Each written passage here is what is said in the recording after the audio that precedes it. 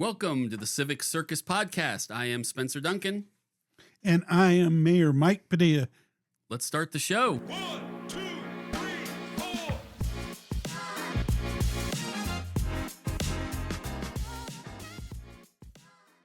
All right, so you were just saying the building that we're in, people can't see this because it's a podcast, although we are on YouTube too. They can look. I was They going can't to see say, the whole building. Is that the old Hayden High School building, which Yeah. is where you went to high school? Yes. All right, so do you remember what room we would have been? People tell me across the hall was the science room, but I don't know, have no idea what this would have been. Wow, it's been so long. Yeah, You know, no one ever remembers, honestly. probably people would say you probably remember the principal's office more often than anything. Everybody seems to remember that was the science room, like everybody, and then they can't remember what other parts. So it always makes me wonder, like, what was going on in the science room that everybody remembered it back in the day at Hayden High School? Yeah, cutting up frogs, you know. Yeah, right. That was the fun thing, I guess. Then that was the limit of our science Right. back then. Well, you had yeah. a good view right across Yeah, from the yeah. Capitol's, but you're not as old as the Capitol, so that's No, good. It no. was there when you This were brings here. back memories, though.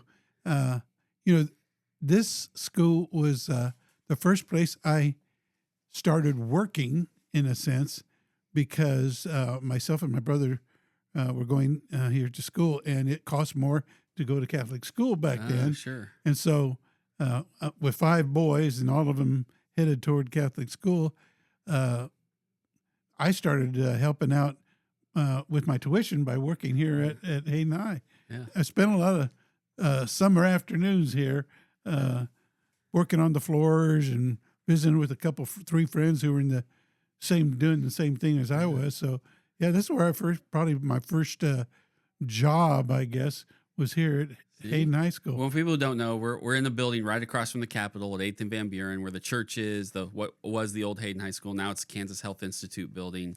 And then people don't realize, if you aren't from Topeka, it's been a long time, but this was quite the little campus. Oh, yeah. It used to be a building behind us, which is now a parking lot, which has been torn down, and one of the other buildings is now apartments. But at one point, this was a pretty decent-sized campus with the church that was Hayden right across here in downtown Topeka. Yeah. It brings out other memories, too, with at the church there, because it was so right next door to the school. They had a social group they called the Empress Club that was down in the basement of the church. And that's where a lot of the students would go for organized dances. They had live bands there, you know. Oh, yeah. We get there and hang out with your buddies and just have a good time. And it was a safe place to go. It was a different time. Yeah. Yeah. And most of us at that time, because we were freshmen, sophomores, most of us didn't have cars even. Right. We had a few that did. I was one.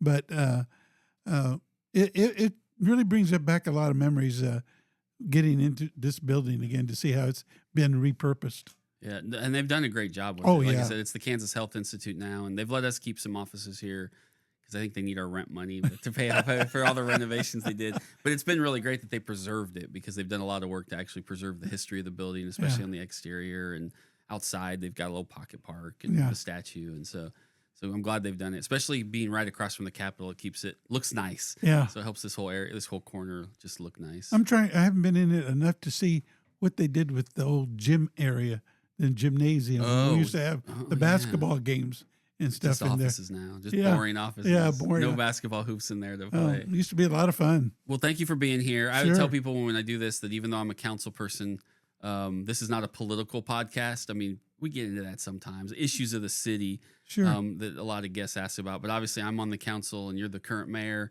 But I told people when I told you I was here, we're not going to talk about shop and council. I mean, we can at some We point in could. terms of the city and operations and questions and that kind of stuff. But this wasn't so we could come on and talk for an hour about the nitty gritty. What's on the agenda tonight? We'll get enough of that tonight. Right. Yeah. Yeah, because we had council night. So what it more is, and what I do with everyone in here is we talk about their Topeka story. Some of us, like you and I, were born here, and this is our hometown. Others come here for other reasons, and it's always fascinating to hear their story about, well, why'd you come here? Why'd you stay? Yeah. Great. I want to know. Keep you around. So let's talk about your Topeka story and what it was like growing up in Topeka and what your family looked like, as you know, and what your journey has been, and to this day, at least the early days of Mike Padilla in the city of Topeka. For instance, where were you born? What hospital? St. Francis Hospital. Was St. Francis? Yeah. And it's my mother was there giving birth to me, and one of her closest friends, Rita Espinoza, was there at the same time giving birth to her firstborn son. And he and I, grew up together, went to grade school together, went to this high school together, still are friends to this day. Yeah. So, like you said, growing up here, you put in roots that start a long way back. Yeah. And what happens throughout your life puts you in touch with some of those same people. I can think of a lot of people still that I see on a irregular basis, but we always start running back to what we remember when we were in grade school or high school. I always tell people no one holds me more accountable as an elected official than the people I knew growing up. Yeah. And when you run into, they'll either call you or you'll run into them at the grocery store and they're like, Spencer, do better at this. Remember when I used to throw those dodgeballs at you? Yeah, don't make me do it again, right? Yeah. Fix those potholes or whatever. I was like, that's the one thing about being from here. You still have so many friends and family who are all throughout the city that I'm glad everyone holds me accountable, but nobody gets on you more than the people who've known you since day one. As well it should be, because I think it's a good check on you if you have a tendency to think a little bit more of yourself than you should. Right. Yeah, right. It keeps you grounded. They'll bring you back down to earth. I remember you in 5th grade, Spencer. Okay. Let's not talk about 5th grade. Yeah. So which part of Topeka did you grow up in? Well, we grew up in Oakland. My youngest brother still lives in the second home that my mother and father had as a married couple. And we grew up there. It was great because we were in walking distance of our church and walking distance of our school. And it wasn't like some people tell 10 miles uphill and 10 miles uphill coming back in the deep snow.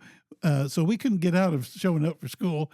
We were close by there, but we grew up in Oakland, had a lot of good friends there who had relocated, some of them from the bottoms, and they had relocated into Oakland, some of them into East Topeka. But that was the second house that my father and mother owned, and along with me and eventually a couple other brothers, we decided then we needed a bigger home. Yeah. And that's a whole story in itself because at that time, people have a tendency to forget. Right. My dad was looking to buy a bigger home, and he couldn't get a loan from any bank in Topeka. Not an uncommon story. Yeah. Not if you looked like me, it was a common. Yeah. You could get the loan. Oh, but yeah. There's a lot of those stories. Yeah, and actually, a friend of his, and this happened twice, I think, in his lifetime. A friend of his that he worked with at Santa Fe owned a couple homes, and he said, "Hey, Mike, you're a good guy. I know your family's growing." He said, "What are you looking for?" And so they talked and visited, and he sold them their third home over in East Topeka, over on Liberty Street. Oh yeah. Yeah, so I grew up over on that side of town for a while, and actually started high school about that time, and then a couple more brothers came along. Yeah. So how many siblings do you have? 5. 5. Uh, Yeah. Are they all still here with us? No, I've had 2 of my younger brothers pass away. Yeah. I've got 2 still with me, and I enjoy the time that I have with them. All boys? All boys. That's crazy. Yeah. I mean, I'm one of 3 boys, and my mom, when my niece came along, who my parents and I helped raise, my mom was so happy to have a girl. She's like, finally, no joke. On the Duncan side of the family, for 300 years, it was all boys. Everyone had 2 boys or 3 boys or 2 boys, and then my brother had a girl, and it was like my mom was like, "The dam is broken. We finally have a girl." But yeah. Well, we have a similar situation with the Padilla boys because my first cousins, John and Raymond and all those guys, 5 boys over there too. Yeah. And then it just no girls were in the mix, doesn't happen. and everybody kept trying but gave up after a Yeah. while. That's why I'll jump ahead now. When my wife and I were married and we had our daughter, everybody was just oh wow, Yeah, a finally little a girl we can girl. spoil. Right. But yeah, my daughter Janice broke the mold, and now her eldest son, Dominic, my oldest grandson, he told me about 2.5 months ago that he and his wife, after 8 years of marriage, they've decided they were going to have their first child. Yeah. They purposefully waited. Right. Waited. Yeah. And first off, they weren't going to tell us. Right. With the Yeah, gender. kind of wait. Yeah, but I don't think they could keep it a secret. So Right. they told us, and we're going to have a little girl. Right. I'm going to have See, be a there you great go. grandfather and great grandmother, and we're going to have a great granddaughter, and that's another Yep. first again. Yeah. no, So great. she was the first on my side, and now they're going to have their first on their side. I was the first of everything, so I always felt more special. I was the first kid, the first grandkid, the first great grandkid. Yeah, your brother doesn't care for that. No, probably. you get the little chip on your shoulder. Yeah, both my brothers are like, oh, yeah, we know you're the oldest. Good for you. So growing up in Oakland, part of that time, Oakland is one of our communities that has, I would say, retained a pretty good sense of community. Yeah. Over the historically and even today, whereas others have kind of not been able to hold on to that. So why? I mean, why is Oakland? What is it about Oakland that's allowed it to keep that sense of itself and community down there all through these years? For me, anyway, I think it has been the closeness of the church and the school and how they work on a daily basis. You don't just go to church on Sunday or whatever. You through the whole week, you're going to mass, you're studying, and most of the people lived within walking distance of the school. Sure. That's changed. Little, not the church, but the school. Yeah. Sure. Yeah. And a large part of the population was Hispanic, and that has changed. Yeah. It's not like it used to be. And I like to think of it, honestly, and maybe it's more nostalgia than truth, but I do think there's a lot of truth to it. It's our culture of keeping the family together and helping each other out and being readily available if you need something. The guy across the street, from whatever, he may not be related, but you're on a first name basis. You say hi all the time, going to and from different events and to the small grocery stores that they had there. And I think it has fostered that this is a good, safe place to be. Yeah. And so why would I move? Right. Yeah. Because Oakland, it is a great place. I mean, Yeah. for people who don't go down there enough or don't understand it, it's a great little area of town. And Yeah. it's kind of held on to a lot of wonderful things down there. Yeah, and along with this Hispanics, there's a pretty good sized German community over there, and we've always enjoyed a good relationship with Sacred Heart and their parishioners and their school, and now, in fact, it's joined into that one school. So, and they have that same kind of desire to be with their culture and with their people. You go to the Oktoberfest, and it's kind of funny. You see all the Hispanics at the Oktoberfest, you see all the Germans over at the Fiesta. Right. So you support each other in what we're doing. I think it's gotten lost in our history. And it's the history of the railroad is they were building the Santa Fe, and a lot of different cultures came to the Topeka area to work there, and one of the largest was a German population. Oh, yeah. And a lot of them, to your point, stayed here down in that area, and it's still. So when people ask, why is there a history of Germans down? Because of the railroad. They came here to work and they stayed. They liked the area and they're sticking around. Yeah, people kind of do forget that. They think it was just maybe one group of people, but no, there was a good mix, and we didn't experience it, and it was before my time. But I know some of the Hispanics, they literally lived in box cars. That was their first opportunity to have a permanent shelter. And I talked to a friend of mine, and he revealed to me, he said, Mike, and he's German. Yeah. He said, my grandparents lived in a boxcar too down there. He said it wasn't just the Hispanics. No, that was the first opportunity they had to try to settle. And so I think that's a shared experience between the Germans and the Hispanics, Mexicans there. Yeah. And so that I think, again, that because they recognize that, they think, well, we knew that it wasn't all perfect and it was hard. And so we stick together, and we're continuing to stick together. So jump to when you decide I want to be in law enforcement. What's that trajectory? What got you to that point that even made that a consideration or an option one day for you? There's a couple. And was there a different path first? Yeah, there were a couple things that I experienced as a young man, and I was still in high school. In encounters with the police, they weren't the best. And I'm not trying to say I was.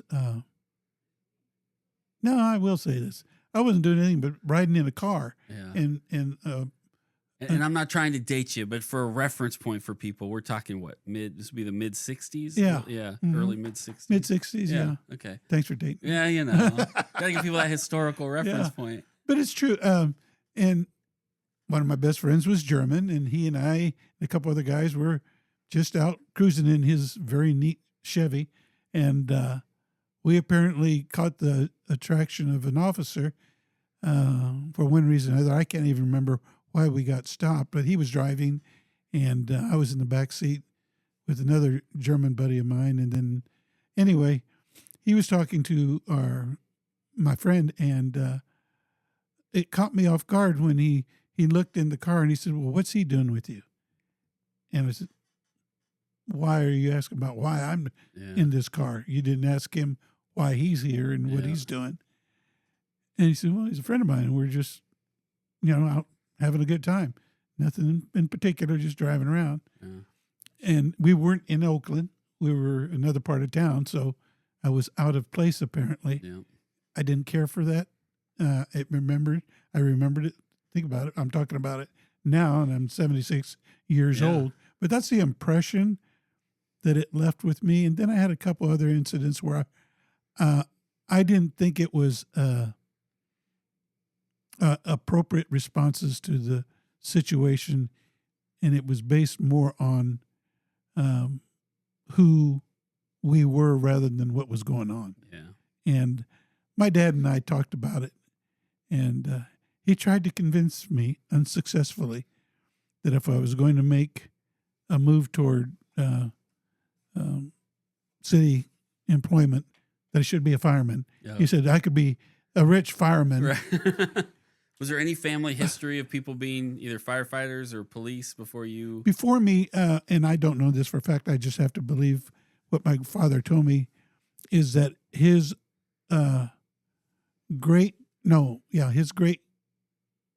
grandfather, who was in Mexico, was a policeman in Mexico. Okay. But it wasn't like a family, No. the family business. Like, some No. families have very It kinda- generational firefighters or police officers. It kind of came that way afterwards, though, because anyway, I thought, well, maybe if I was a part of the police department, I could do what I could to maybe change attitudes. Yeah. And so that's when I decided to become a police officer. And again, he wasn't real happy about it. Yeah. He would have preferred I would become a fireman or anything else at that time. My mother was very supportive of it, though. And so that's how I got into law enforcement. You mentioned as a family, I have cousins Yeah. that were in law enforcement. At the city level, I had actually two cousins who were on the police department as I was. At one time, there were three Padillas on the Oh, wow. police department, and then we had one at the KBI, and we had one who was in social services. My brother still works in that arena, and so it started to become more of a family desired position. And I met some of my cousins up in Chicago, the Obregons. There are 3 or 4 policemen up there too. So That's funny. I guess it was part of something, and it was all kind of based on the same thing, interactions that weren't perfect. And so one way to maybe help change things is to be part of the system. So do you think that worked? You think you made a difference once you got in there eventually at some Boy, point? it was slow. I'm sure it's hard your first few years. You're just trying to. It was slow and hard. When I joined the police department, besides myself, I think there were 2 other Mexicans on the police department. And they eventually achieved some rank. But it was not easy. I can remember a couple of my training officers, pretty much sit there and shut up and don't say anything and do what I tell you. And that didn't last long. Yeah. So I was more of a handful than some of those training officers thought. But then a good friend of mine, Artie Gonzalez, he joined about the same time I did, just about 6 months before I did. And he was a good guy. I mean, and still is. I see him in church on Sunday. But he was another example that got into it, and he had an older brother, I think, was on the highway patrol. So it's kind of again something that we saw as a way to do what we can in at least in that area. Yeah. Yeah. And what, you were there 34 years. 34 years. Okay. Yeah. So I'm sure you probably did almost everything you could do at that point. Because I think people don't understand in our police department, and this may be lots of police departments, officers really rotate around. It's not like you're always, well, I was a detective for 30 years. It's like, no, I was a detective for 10 or 5 or 8, and also I was on patrol for this long, and then I was with the drug unit, and then I was with this unit. And our police department is very good about having different opportunities within the agency, so that if you see something different you want to try, you can. But there are some, and I referenced my friend Artie. I think when he left and retired from the police department, he retired still in uniform, working the streets, and never sought to get into detectives or narcotics or homicide or anything else other than that. And he was happy at it, and he was probably one of the best ones at it. Yeah. I refer people talk to him because they'll ask me, well, you and him came on generally about the same time. You left there as a major and a commander. Why didn't Artie do that? I said, Artie was doing what he liked, and he was good at it. Good at it. So yeah. I said, so there's you don't nothing. want to promote him if he doesn't care out of what he likes into something just because it's time. Yeah. And I do think that happens in any organization, not just art, but I mean, where it's like, well, you've been doing this long enough. Well, I'm fine. I'm good. Just, I like doing it. And still I'm good at the learning job. and stuff. Yeah. I was fortunate that I got selected early on after my initial orientation into the police department in the patrol division. Then I went to the traffic division for a short time, when back then they actually had separate divisions, patrol and traffic. Now that's not the case that I'm aware of. Yeah. But we had initiated a new effort then to target some high crime areas in Topeka, and it was called the Tactical Unit. And the captain at that time came to me and asked me if I wanted to join the team. I said, sure, something different. Still going to be on the street, still going to be doing stuff that I joined for, and did good career there. And then I was asked to consider being a detective. So I went ahead and took the test, got on a list like everybody else, went through the whole process, became a detective, served some time. Doesn't sound right, does it? Spent some time with the detective division, and then liked what I was doing, but I saw a need for some more training for a lot of our officers in how they prepared their cases for prosecution to the DA. Oh, yeah. So I became what they called the court liaison officer, and I worked out of the district attorney's office. And those reports that officers generated from burglaries, domestic abuse, rapes, whatever, all of those came through to my office, and I would review those cases to make sure that the basics were there and any other things that may have been overlooked by the original officer. And I'd send it back for review and sit down with them and help that report get better, and then bring it back forward to the DA's office for the filing of charges. And it really worked out good. The DA's office appreciated it. I bet. And the officers did, because it wasn't that I was trying to say, hey, you're doing this wrong. I was trying to help them get better and better at report writing. And if everybody talks about being a policeman, being able to jump and run and leap tall buildings. But if you can't write a good report, it's a waste. Right, because everything stems from that eventually. Yeah. That's what's going to be used by everybody later. So it needs to be accurate and right and have as much detail and all that kind of stuff. So I enjoyed my time over there. And after that, I think I went to internal affairs for a while, and actually did some local undercover work assumed a couple of Hey, there different you go. identities. See? Went to work with another detective here in Topeka at an organization that we had some concerns about, and worked there out in the cold and the rain and everybody else, like everybody else, on a maintenance crew, but able to put together a case for some very widespread theft from federal property. And we did a grand jury, indicted a lot of people, and got that done. I mean, it's a whole different story.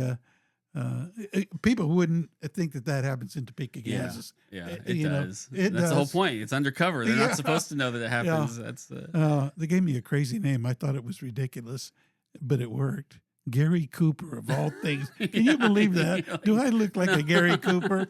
Plus, Yeah. Someone was Come on. watching a Western on TV at I night. guess. So, Gary Cooper, that's great. Yeah, but did that and did some undercover work.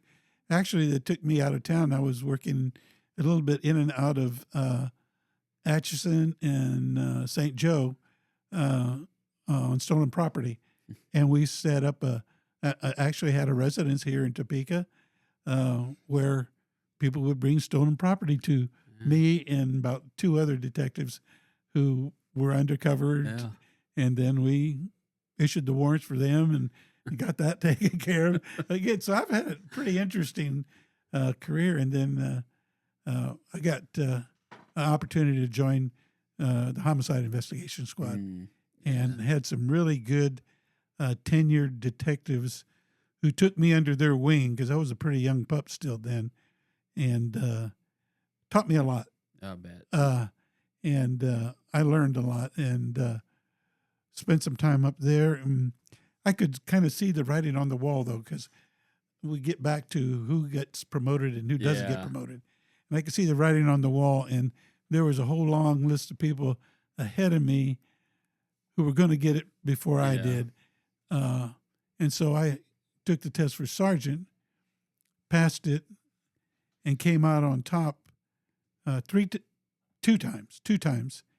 And so they came to me and asked me if I wanted to be a sergeant. And I said, I'm not quite done here in detectives. So I passed it up a couple times. And a good friend of mine who has since passed away, Dave Landis, he took one of the slots as sergeant. And he'd come up every now and then and curse me and say, Mike, you should have taken it. Now I got to be a sergeant and I got to be out there. He said, I wish you would have taken it. And I said, nah, I'll get my chance. Eventually I did take that promotion to sergeant. And a lot of guys that I was with in detectives kind of thought I was not thinking it through. So why would you go back in a uniform? I said, 'cause that's what I came on to do to begin with. Yeah. And I've learned a lot in these other investigative lines that'll help me be a better uniformed officer. And so I took the sergeant test and took the assignment to third shift patrol. And that was probably one of the best assignments I've had down at the career at the department. As third shift was the best, and second shift came in second. Did not care for first shift because I'm just not a real early person. Yeah, that's bright early in the morning. And it was while you had work, could be boring on some days. Yeah. Not second or third shift. That kept you popping all the time. But did that, and So you do 34 years there. yeah, And then you did 10-ish years at the alcoholic beverage control. Yeah, as a little over 10 and a chief half, enforcement officer there. yeah. And then, so we'll talk a minute how you became an elected official. I am curious, though, having been an officer for 34 years and now being mayor and having been on the council, there had to be times where awkward's not the right word, but you're making policy decisions now for the department because it's part. And I'm sure sometimes they were glad, and I'm sure sometimes they came to you and said, "What are you doing? You were one of us for 34 years. Why would you do this?" Yeah. I'm just curious how you dealt with that side of it, because it's much different than when you were an officer. And Well, you're always an officer. Once an officer, always an officer, right? Exactly right. But you're still not in a much different role that you were. Yeah, and like you said, I had some good friends, and still do, who served with me on the police department, and they understood, like I did, there were some things that needed to be changed. Yeah. And who was going to change them. But they felt confident enough that because I knew where they were coming from, that I'd be reasonable. Yeah. And even Right. though they didn't agree, Yeah. maybe on sometimes, they at least thought I was being reasonable because they knew where I was coming from. Yeah. It's difficult to sell policy changes to anybody, not just the police, but fire as well, or even internally of some of our other divisions in the city. Is if they don't feel that you have some at least basic understanding of what they do on a regular basis, Yeah. and you're making a policy change based on what, just what you know, I can see taking that criticism. Sure. Yeah, and it should be fair. Now there's a reverse of that, Yeah. which is you did wear the uniform for 34 years, and somebody like me has never worn the uniform. And so then the flip side of that is sitting in private meetings where someone may say, "This is a really good idea," another council member or staff, and you sit there and say, "It's not," and I'm going to tell you 34. And then the criticism, "Well, you're just saying that because you're one of them for 34 years, Yeah. not really because you want to change it," when really you're trying to say, "No, it's not going to work, and here's why it's not a Yeah. good policy." But so I'm sure you got it from that side too at times. Where Oh, I did. You're just one of them, you know. I did, especially when I first served as a council member. I had some council members who were kind enough to say, "We appreciate your input because we've never had somebody from the police department be able to sit on this council and tell us where we're going is correct or incorrect." Yeah. But I also had some of those council members who say, just like you suggest, "Oh, you're just one of them, Right. and you're going to stick up for them no matter what." I said, "No." I said, "That's not how I served as an officer. That's not how I'm going to serve as a council person." But some people, they're going to be set in their ways, No matter and what. I'm never going to change their Yeah. mind. Well, and then at that point you can't win. You're gonna No. make, and as you learn in public life, you're gonna make somebody mad. So Oh, at yeah. least you're gonna do what you think is right and see Yeah. which group you've upset. Not Yeah. who you're gonna. Not if you are. It's who did I upset this time Yeah. around, right? And I can pretty much anticipate who it's going to be anymore. Right. Well, yeah. So we all have our stories of who suckered us into first running for public office. So who suckered you into saying, "Gee, you should run for city council. You should get over there." I think it was probably Michelle de la Isla, because she and I were friends, and we talked, and we sat down at a coffee shop, and she told me she was going to run for mayor. And I said, "Well," I said, "Michelle, I had given it some thought running for mayor too, but not serious thought. Right. Yeah, I wasn't set on it." She goes, "Well, what should we do?" And I said, "Well, you go ahead and run for mayor. Yeah. I mean, you've already made that determination." Yeah. I was just thinking about it. I said, but she said, "Well, would you consider running for the District 5? Yeah. I said, "Yeah. I mean, I think that's something that I think would let me learn more before I ran for mayor. I think that's important." Yeah. And so she talked me to that point, and I talked with my wife, who's the final say, Right. and got her blessing that she knew it was going to take up a lot of time, and ran. And actually, the first time I ran, I didn't win. Yeah. Larry Wolgast defeated me in that election. And, I don't hold any hard feelings against Larry at all. I think he's a great individual. And in fact, we used to get comments at some of our debates, or whatever you call them, Yeah. from people who would come in the audience and said, "Could one of you guys move to a different council district so Yeah. that we could get you both, on there at the yeah. same time?" And we thought that was a nice compliment. But, I'm not winning that election. I learned a lot of things. That's what I did. I lost my first election against Michelle. It was fun. Yeah. And it is funny. Your story's funny because I remember when Larry was mayor and he wasn't going to run again. It was an open seat, and nobody for a while filed. And so people would say, "You should try to run." I'd never run for anything, and I'm like, "All right." So I filed, or I was about to file because nobody else. I'm like, "Well, sure, let's give this a shot." And Michelle calls me. And she thought I lived in District 5 because at that time she was looking for, hey, well, my seat's going to have to get all that. And I said, "Oh, well, I don't live in your district." I said, actually, Michelle, I just filed this morning to run for mayor, and she got quiet because she said, "Oh," and so then it became a very awkward conversation quick. And I tell people in that election with Michelle and I, people still to this day will tell us both, you guys ran a really good campaign. We didn't get nasty and dirty. We were two very different people, which we shared some ideals, we differed on others, and we ran that campaign like that. This is who we are. This is what we think we can do.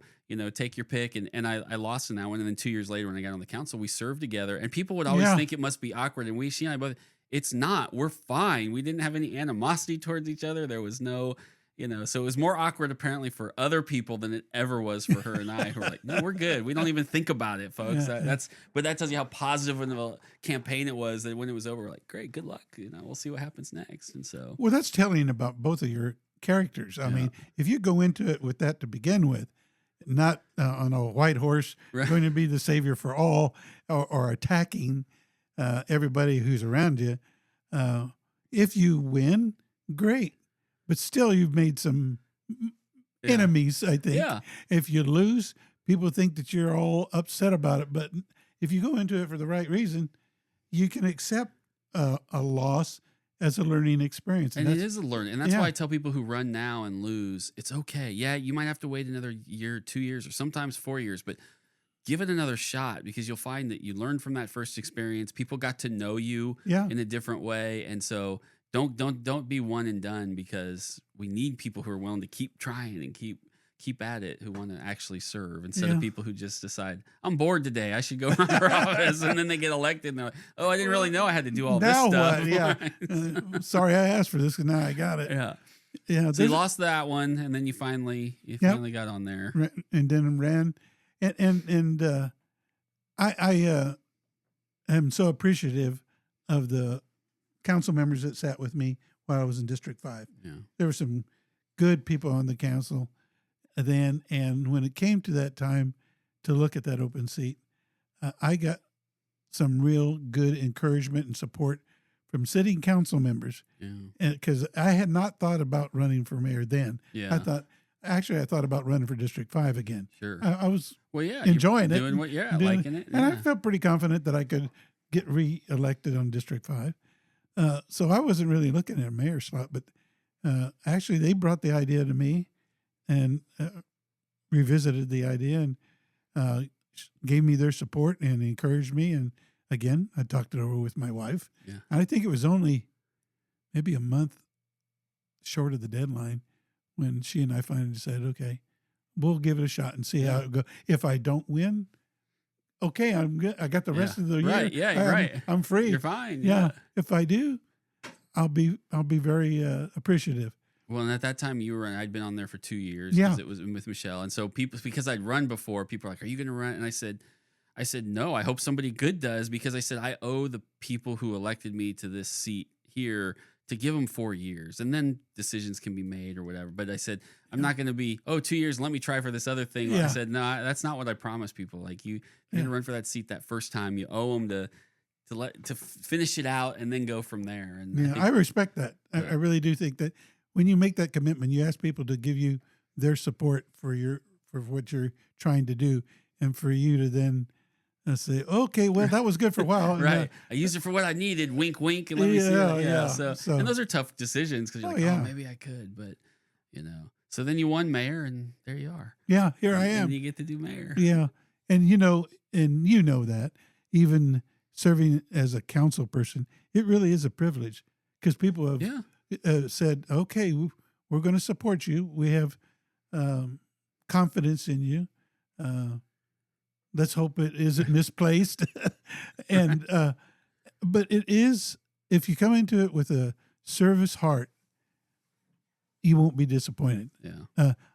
All of us, maybe not you, because you're pretty sharp, get overwhelmed in that first year. Yeah. It's like drinking from a garden hose. Yeah. I've talked to some of my fellow council members. Even when I went my first year in District 5, I had comments come from other council members and from some of the public. I said, Mike, you don't say much, kind of quiet. And I said, I learn more that way. And when I have something to say, I'll say it.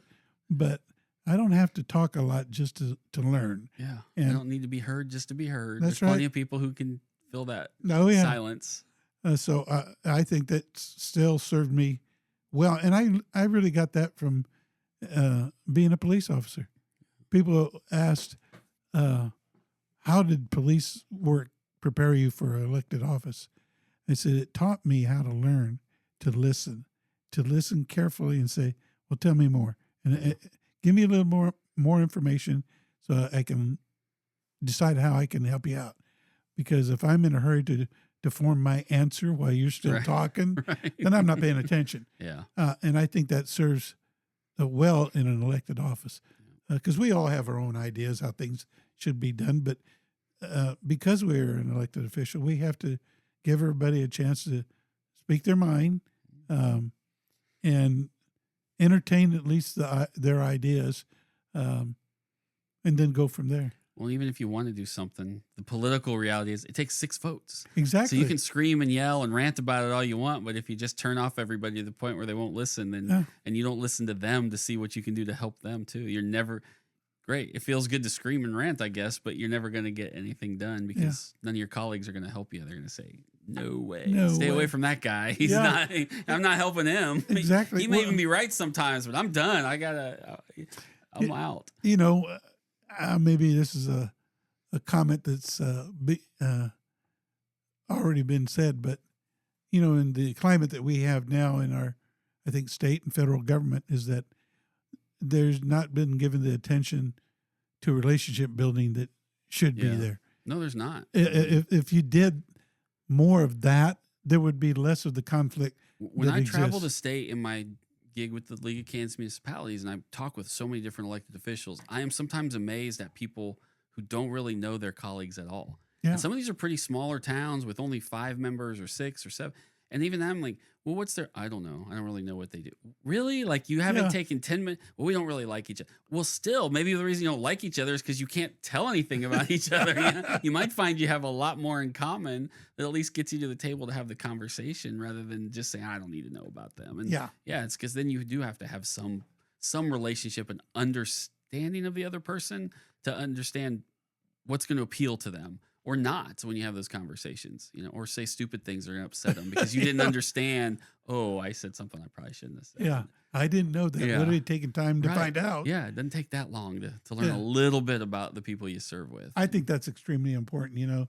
And like I said, I think that at all levels of government right now, that's a strained quality of relationship building. I think people have told me that they see my career, adult career, as being a connector. And I said, that's fine. It's, you know, if I can connect the people together and they get something done, I can stand back and walk away and move on to the next one. And I'm happy Mission with accomplished, it. Right? Yeah. I tell people all the time, I can't solve every problem, but I do need to figure out who can and make sure they're working on it. Yeah. So you've mentioned your wife a few times. How long have you been married? Ooh. You remember? Oh, yeah. Oh, no. Okay. That's good. Yeah, well, so today is my wedding anniversary. Oh, really? This comes out in a few days, but today as we're recording, it's my wedding anniversary. Oh, well, congratulations. Yeah, so that's nice. How many years? Well, we've been together 10. We've been married 8. I waited till my later years to get married. I tell people I'm probably a much better husband because of that. I was a fine okay before that, but I think I'm the right personality to have waited until I was 40 to get married. But yeah, so. Well, Ronnie and I... it's the old high school sweetheart thing. 57 years. So right here in this building, Hayden High School. Yeah. Right, there we go. Look at that. Full circle. Yeah. 57 years we've been married. Yeah. And I am amazed that she put up with me that long. I really, because considering, you know, a lot of my work in law enforcement, she did not like it when I was in narcotics and working undercover again, like I said, out of that. She did. I was in there just about a little over 2 years, and I came out of it telling my bosses, that's about the limit. You should have somebody working in narcotics because it gets you so separated from the norm. It's interesting. I had a good friend of mine, his brother in another city here in Kansas was a narcotics out and did a lot of undercover work for many years. And he reached that point too. He did it for a while. He's like, I'm done, and I ain't never going back to do it. Glad I did it. I was pretty good at it. I'm out. But once you got to make a break eventually, or else, yeah. It's taxing on your family, your wife. You know, I don't know, well, like you, though, I'm sure you've experienced that. A lot of birthdays or anniversaries or Christmases or Well, yeah, Thanksgivings that I tell people all the time too. I'm not complaining. I'm not asking anyone to feel sorry for me. Yeah. It's not a complaint, but it is a reality that you have to make those choices. I'm going to miss this event. I'll make it up for it. And other times you make the choice that I'm not going to tonight's meeting because this is more important, right? Yeah. I can't miss 6 in a row or whatever that number Exactly. is. Yeah. And so I tell folks too, anytime I've run for office, that if I've told, and I mean this sincerely, when my wife and I talk, I'm like, if you don't want me to do this, I won't do it, because the life we have is not more important than me saying, ooh, I got elected to office. Yeah. I'm not going to blow up everything else just to say I did that. And I can't do this without her. Literally cannot do it if she's not willing to understand I'm going to miss stuff and give me the support and listen to me rant and rave when I get home. Like, what's wrong with this? You know, and be able to take that too and keep me in check and take care of the kid when I'm not there. And so it does have to be. And if you're not in sync, it's not worth it. And it's also, I don't think it's possible to do I don't to do think it it is right. either. Yeah. Yeah. You know, So I tell people, trust me, they serve as much as we do, just in a very different capacity. exactly. Yeah. When I retired from the police department, typical, they're going to give you a plaque for your service and have a reception and stuff. And the sitting chief then asked me, what would you like it to say on the plaque? And I said, well, for one thing, I don't think I should have to provide the words for my plaque. Right. If you don't have anything to say, don't give me a plaque. But I said, I would rather not have a plaque. And if you would make a plaque, and I'll give you the words for these, from my wife and my daughter and my son. Yeah. He said, really? And I said, yeah. And I think people took notice because that's a regular practice now in retirements, is that you have to acknowledge their support. Or it's not. I mean, if this last run, we even set down the kid. He's 12, and I was like, if you don't want me to, fine. Like, I won't do it. Like, it's not worth. I don't want you sitting on a psychiatrist couch 10 years from now. Like, I didn't. If he had only not run for office, I wouldn't have done this. I'm like, I mean, he still might, but at least this time he's in on the. But so we made it a true family discussion, and 'cause I think you have to. I just think that's the right way to approach it. You told me a story that I don't know if you remember or not. Well, and it was about Connor, your son. yeah.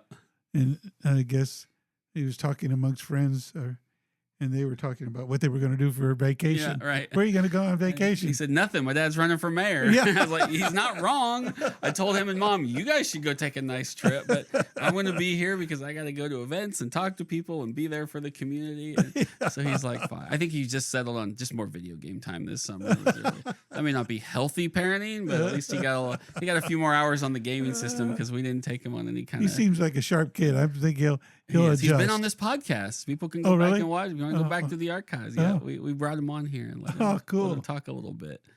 Well, all right, that's the first portion of our podcast. Anything we didn't mention that you want to throw out there before we move on? I tell everyone we'd always turn the spotlight from the guest to me, because I always tell them to bring a couple questions. But if there's anything you wanted to promote or mention or give a shout out to before we make that transition, now's your chance. Well, since I'll be leaving office in a couple months now, this will probably be my only invitation to be on your podcast. Like who? You're Mike right, who? but I probably Mike will who? invite Ronnie. No joke. that would be She's on my interesting. list. She's actually on my list of people. I would encourage you. Yeah, I think she'll be straightforward with you. She always has been with me. I just want to thank everyone who's given me the privilege to serve the community, both as a councilman. Well, I'll go backwards. As a policeman, a councilman, as the mayor. Because I think it is a privilege, because people put trust in you. And I think it's all about trust. If you violate that trust, and I think it's been a disservice. And so I really want to thank everybody who has supported me, and for those who have challenged me, because I think the challenges makes my pen a little sharper, makes me pay attention. And so all of that is a learning process, but it's been something that I never would have expected going to school in this building as a Hayden High School student. I never would have expected that I would have ended up as the mayor of the city of Topeka. And I think a lot of my friends are just as surprised as I am, but they've been very supportive. So it's with gratitude that I leave the office. I think January 6th will be when we hand over the reins, and I'm hoping it's going to be to you. Well, that's good to hear. So. That's my wish for the city of Topeka is that you will follow and become the next mayor of the city of Topeka, because I know you'll do a great job. But I've really appreciated your counsel and friendship as my first deputy mayor. You and I spent a lot of times visiting and talking. I saw the value in that, and that's why I continued even after your year was over. We still continued to do that, along with then Neil Dobler, who's, I think, a good friend. And that's what I think I've been able to walk away from is that I've not just had people serving at the same time, but I made some friendships on that council. Well, the bad news, I guess, is for the first time in 50 plus years, you're leaving public service. Yeah. The good news is you're not leaving the community. So No. you're still going to be here No. and you'll still be out there and about and doing stuff just in a different capacity and still serving just in a different way. And actually maybe enjoying a little bit of time with kids and grandkids and stuff you haven't been able to do probably the right way for a few years. Did I mention I'm getting a promotion? No. Yeah. Well, I'm a grandfather. To great-grandfather? To great-grandfather, yeah. See? Yeah.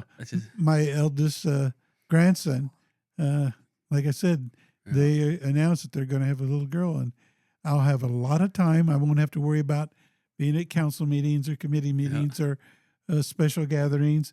I'll still try to go to those that I can, but I'll have the freedom to spend a lot of time in spoiling my great-granddaughter. I will say, being that first kid and then grandkid, I have learned my enemy is that first great-grandkid. He was born, and I love that kid, but dang it, man, he stole all. And like, now he's the first, and everybody loves him way more than I can ask for.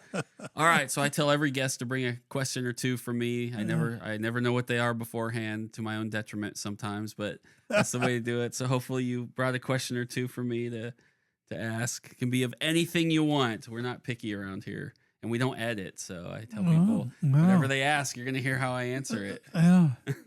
Well, I've got a couple that I thought about, and I'm not worried about putting you on the spot because you're pretty good about taking that in stride. I also have someone who can pull the fire alarm if we have That's to. true. I text them real fast. Pull it.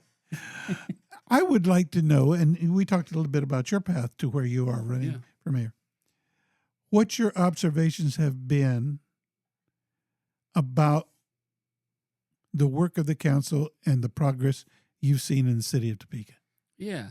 I tell people, and I don't know if I figured this out just being a part of this council or if I gained that perspective the last few years working for the League of Kansas Municipalities and working with all these other cities is I tell people we have a group of people we actually have one of the most diverse councils in the state of Kansas. Oh. We do. We just, the makeup of whether it's gender or whether it's background or whether it's ethnicity, whatever it is. So good for Topeka. I think that's been important in our discussions and the perspective when we take stuff up.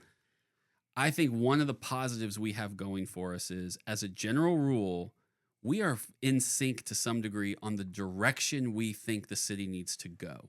Now, how we get there is where we get bogged down in the arguments and the discussion and hit the snags. But I will tell you, in looking at some other governing bodies across the state, that's very different. They aren't even in sync of some of the vision and direction that they want their city to go because they're so divided on that front. And that really slows things down to just molasses levels of not moving. So I think the positive for us is we do sort of have a collective vision of progress and what we think that looks like, but yes, we now need to figure out how we make it happen instead of it taking too long through those other conversations of let's convince each other that there's a path that we can get. So I think that's the pause. I think that's what I really appreciated about this council now that I'm 6 years in, and even with some changes here and there, I don't think that's changed. So, I mean, I think there's definitely some things we can always do better. Who can't? I mean, there's decisions I wish we did faster. There's things, I mean, I tell people all the time, jokingly but truthfully, I get voted down all the time. Right? Like, I'll put stuff forward and I get voted down and you lose a vote and you're like, well, fine. If they didn't think that was a good idea, okay, I'll try again. But I don't take it personal.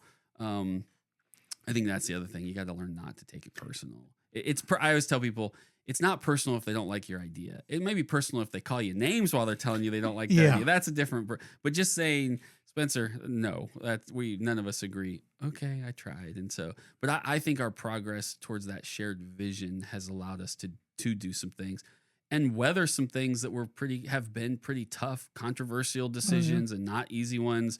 But as a somewhat unified front, there's always people who are on the count. You know, it's very rare. Something's 10-0, and that's fine. That's how it should be. I mean, but it's 7-3 and 8-2, and that as a collective, we've said, yep, we're going to take those slings and arrows, but this is the right decision for Topeka, straight up. And you have to be willing to do that sometimes. And if that means people don't want to vote for me, totally fair. Welcome to the process, you know, and they can fight with the next person. Well, I appreciate that. And that kind of leads to another question. I hope it doesn't sound presumptuous or putting the cart before the horse, but I'm so very confident that you'll be elected as our mayor. Well, I appreciate that. I say we don't talk like that in my household. I bet not. And I say, I bet not. And I do say it this way. I say, because it's critical. Nothing's given. It has to be earned. And I tell people, anytime someone is running for office who you no longer feel like they truly want to do it, are there to represent you, don't vote for them. Even no matter how much you like them, don't vote for them, because they're taking you for granted at that point. If they aren't saying, no, it doesn't matter if I'm unopposed, you should still be out there talking to people, going to events, saying, I understand I'm unopposed, but I'm still going to represent you. And election time is a real good time to get that exposure. And so, so to your point, yes, I appreciate that comment, but I do tell people out there, I'm like, nothing is given, and I will fight till the bitter end to show people I'm here for it. So, and you know, you and I have talked about transition. Yeah. And I've offered to do whatever I can to help in that transition. But a part that I think I'm asking you to consider is, have you thought about a successor to your then vacant slot on the council? So I haven't, probably for a couple reasons. I really don't want to be too presumptuous on anything. I understand. And I think it looks bad to be like, well, since I'm going to do this, I need to start doing it. I don't think that's a good message to say. I get why other people do it, and that's totally fair. Part of it is there will be a little time, not a lot, but I mean, time once it becomes a reality, if it is, where then I think then it becomes more real for people, and it's easier to have those conceptually. Everybody will give you a yes, right? It's easier for people to say, "Oh, sure, if that happens, I'll say." And then when it happens, they're like, "Oh, well, I was just being nice," right? Yeah. But when it's a reality, like, "Hey, this seat is open. Would you?" Then it's like, "Oh, well, if I say yes, they're gonna mean it for real." And so I think if you can wait until that time, it gives a little more heft, and you get a little more better answers, or people will really think of it seriously instead of just riffing off an answer one way or the other. So that's part of it. And then I think I'll have a part to play in that if it happens, because I have a vote. I'm always careful. This goes for something like this, or even when we have like citizen committees, I don't even always go to those the first time they meet, because I never wanted to feel like we've given you the authority to make these decisions, but I'm going to sit in the corner and breathe down your neck. Yeah. Right. Like, so I swear I'm going to listen to the citizens, but I was also sitting there every meeting giving you the evil eye, like, oh, you sure you want to do that? I know that's not what I want. And I've always been wary of that balance between making people feel like we've gave them real control to help us make decisions versus, just window dressing to make it look good while we were really. And so same with that. I think I'll have a role to play, but I really hope if it happens right out of the bat, there's actual people who want it, who step up first, before then you have to go like, well, nobody seems to want this, so let's go do the work, because you always want people who really want it first before you go to the next level of having to beg them to do it. Yeah, it's almost like I agree with you. I don't feel good about having to recruit somebody if they haven't thought of it themselves. Yeah. If they've already given it some serious thought and maybe even done some groundwork to prepare for the opportunity, that impresses me more than, hey, you're not doing anything for the next 4 years or 2 years, I guess, would be your 2 years. Do you still It'd be have? 2. There'd be 2 years left on that. And I think it's important too. And it's kind of like I made sure I didn't marry someone who was just like me, right? Because that would be boring. And some people want that. My wife's very different than me.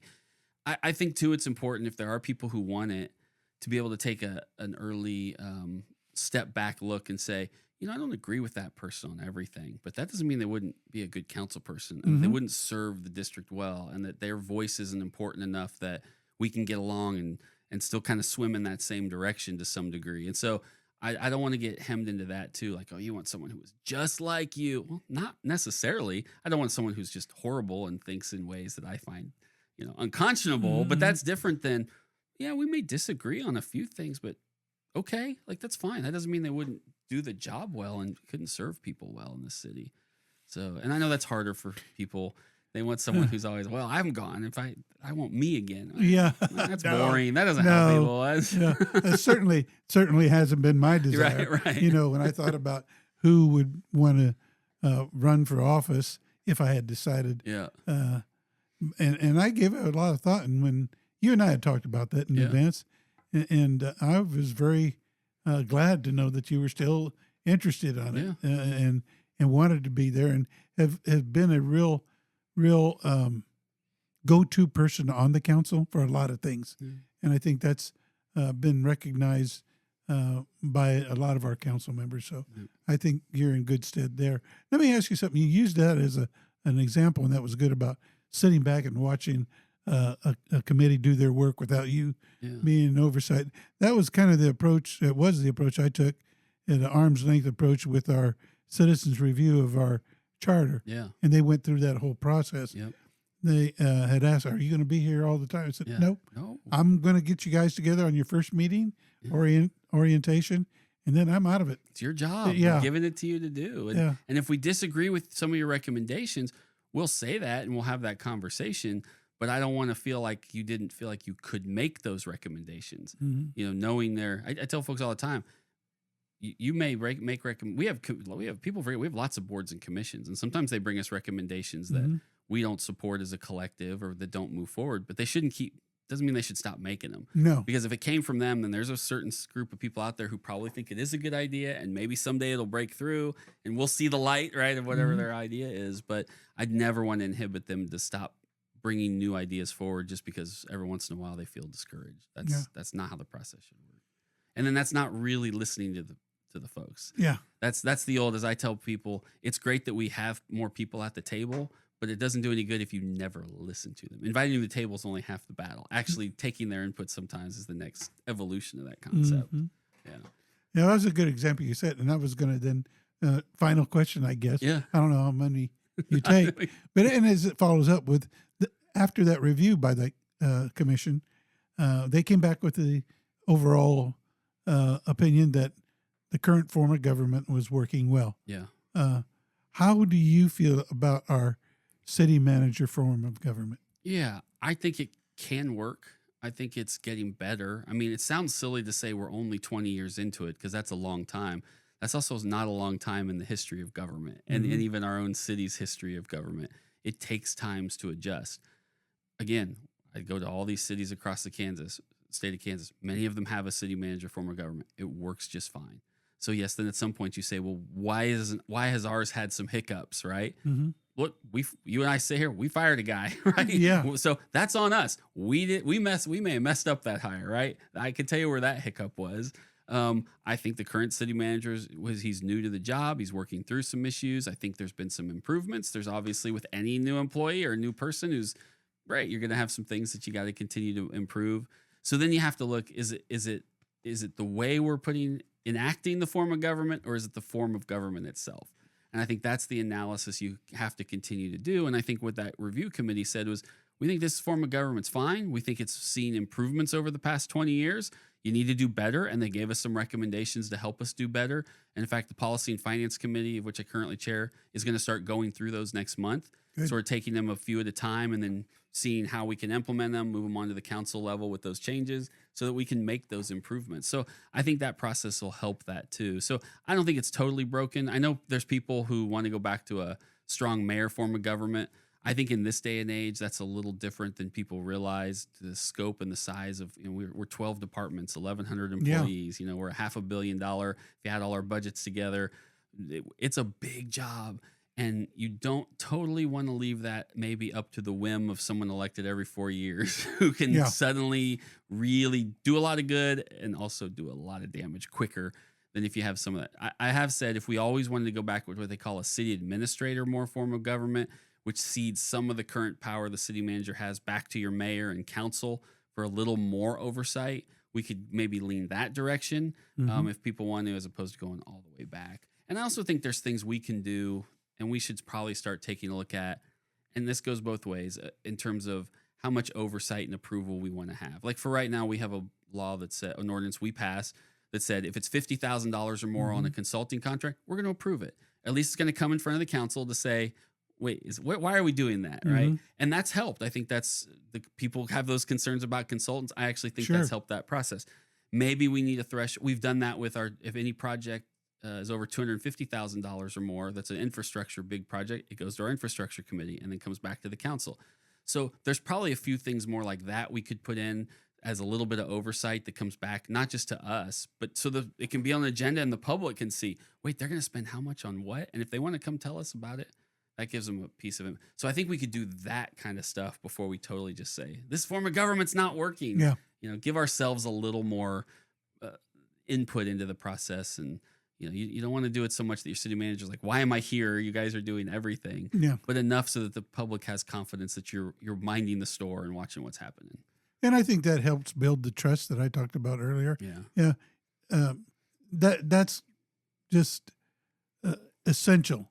Yep. So I don't care what we ever decide to go to another form of government. I don't see that happening in my lifetime, but I just think that the trust issue is the thing that we really have to put as a priority as we move forward. And I'm glad you're mentioning that for next year that there'll be a real look at those recommendations and start to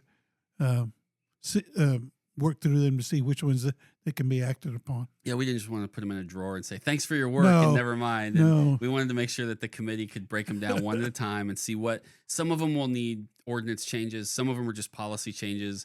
And some of them are things that honestly, I think the council can just say, great, do it. Okay, let's do it, No yeah. problem. Just make it happen. All right. Well, we end every show with an email.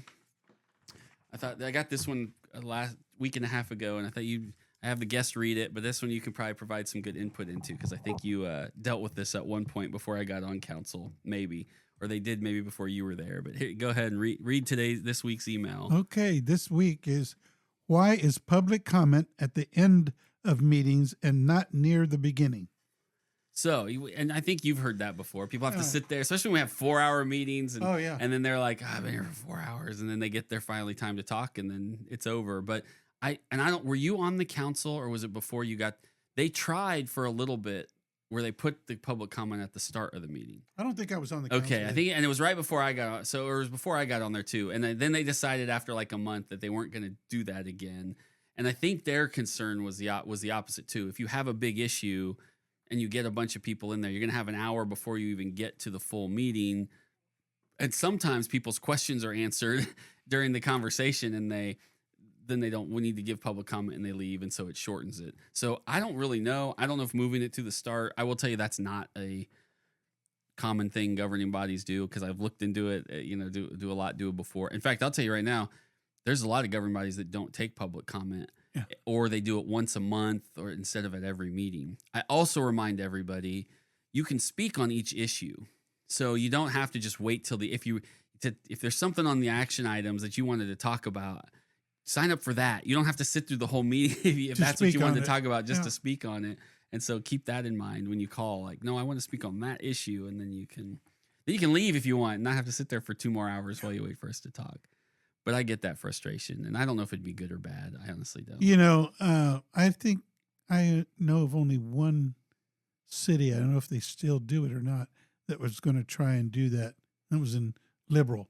Yeah. I think that they were going to try. Yeah, I don't think they do. I think they tried it too and said no. It just didn't. It Well, didn't feel right. The problem is, like you suggest, is that you may get up at the front end of the meeting and have your comments ready to go, and it also doesn't give you the chance to hear if the council itself had already thought about these things and are going to address them. So it almost makes your comments moot in a way, and you don't want to do that either. Yeah. And I know it's a long time to wait, but also your suggestion has been obviously taken up by some of our citizens, and if there is an important issue, they'll sign up to speak on that earlier, Yep. rather than waiting to the end, and that would probably work out better, but Yeah. you can't ever tell. No. It might go from a 4-hour meeting to like it used to be till midnight. Yeah. They used to be even longer. I tell Yeah. people Oh, we're I doing can pretty remember. good when we're doing 3.5 4 hours. I can remember being there when I was in the police department then, and you have to take your rotation to be at the council meeting. And I can remember those late nights, and people were walking out of there. Both the council and the citizens just beat up because it just happened too long. And at one time, I think they tried to break it up by having a 1-hour business meeting. Oh over yeah, the they council. did. Which that sounds And terrible too. well, that didn't work out at all because people said, "Well, you're doing all the business without us there." Right. So that didn't fly Yeah. for very long at all. It is amazing how many times, and it doesn't happen that much with this council, but people say, well, can we just talk about this before? No, we're a public meeting. We have to do this in public. That's the job. Yeah. It's kind of like when part of the process for filling that vacant seat, people have to apply and then they get interviewed in public. And I remember someone saying to me, what if I don't want to be interviewed in public? Then you shouldn't be on the city council because everything we do is in these public meetings, folks. You have to be ready to let people watch you have a conversation with other people. That's half the job here. Yeah. And if you're not prepared to do that, this is not Not good. Not something you're going to adjust to at all. Because believe it or not, we don't do that much of the day when we go to an executive session, we're pretty good about it's being contractual and personnel issues. And as I know the mayor will tell you, there's a couple of us on the council who a few times when we thought it, we were like, no, this isn't good. Let's go. And we'll end those meetings real quick. And so you got a few of us are hawks in there to make sure that we're having those meetings in public. So I think it's important. Yeah. Stay on top of it. That's the gig. Yeah. Welcome to open government. Well, I appreciate you being here. This was fun. I'm glad you did it. I didn't have to coerce you too hard. So that's good. I wanted to come on and show my support for everything that you've done and hope that you will get elected as our next mayor. Well, and you got a good story too, and I think it's always important that people keep being able to tell their story. I think it's a good idea to have my wife come on. Yeah, I'm going to. You can tell her you've committed her. Well, now we'll just set the date. Well, appreciate it. Oh, my appreciation for all you've done and giving me this opportunity. Thank you, everybody. Have a great day.